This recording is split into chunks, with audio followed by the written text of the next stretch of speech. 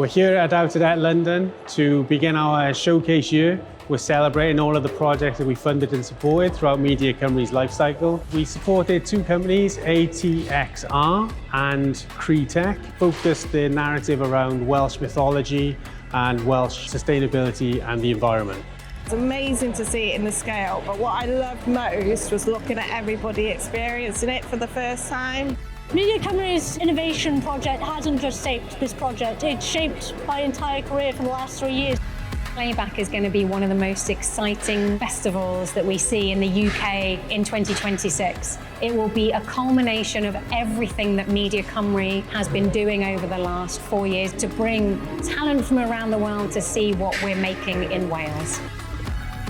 We know how good we are. This year we've got to turn the volume right up and tell the world how good we are.